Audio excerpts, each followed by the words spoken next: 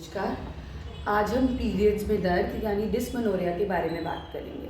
ये दो तरीके के होते हैं, एक होता है प्राइमरी, एक होता है सेकेंडरी। प्राइमरी मतलब जिसमें कोई पैथोलॉजी नहीं हो, है ना।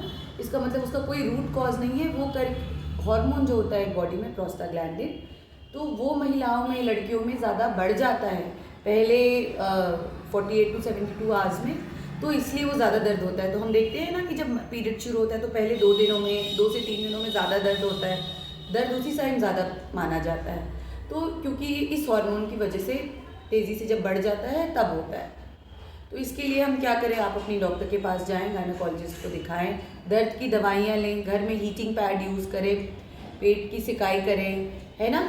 और भी चीज़ें हैं, अगर आप स्मोकिंग वगैरह करते हैं तो छोड़े। अगर आपको अर्ली शुरू हो गया है, मान लो, कई बार कारण ये भी होता है कि किसी किसी बच्चियों में ना कि पहले शुरू हो गया है महीना, ये बहुत तेज़ महीना आता है, तो उनमें भी देखा जाता है। ये किसी किसी को घर में, किसी के मदर को हो, उसकी मदर को हो कि बहुत दर्द होता है महीने में, तो बच्चियों में भी चला जाता है। तो ये कभी कभी ये भी कारण होता है, तो इससे घबराने की ज़रूरत नहीं है। आप अपने डॉक्टर से जाके डिस्कस करके दवाइयाँ ले सकती हैं, और ये विद एज धीरे धीरे कम हो जाता है।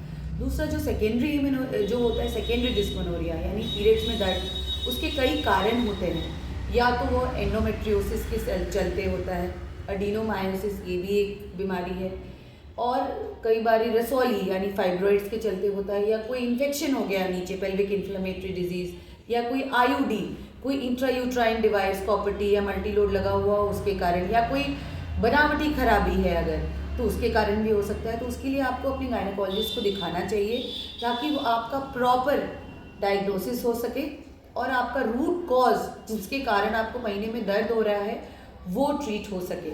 इसलिए इस चीज़ को बिल्कुल ध्यान से लें। अगर महीने में दर्द हो रहा है तो ये मत सोचिए कि अच्छा ठीक है, कुछ नहीं है ना, और मैं घर पे बैठूंगी, थोड़ी सी दवाई खा लूँगी और ठीक हो जाएगा।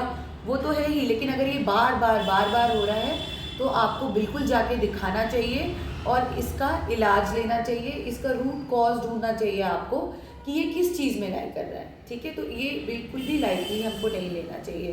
तली भुनी चीज़ें कम करिए और एक्सरसाइज करिए, स्मोकिंग वगैरह बिल्कुल कम कर देनी चाहिए या छोड़नी चाहिए। अपना ध्यान रखें और इस चीज़ पे ध्यान दें और डिस्कस करें अपने गायनेकोलॉजिस्ट के साथ। धन्यवाद।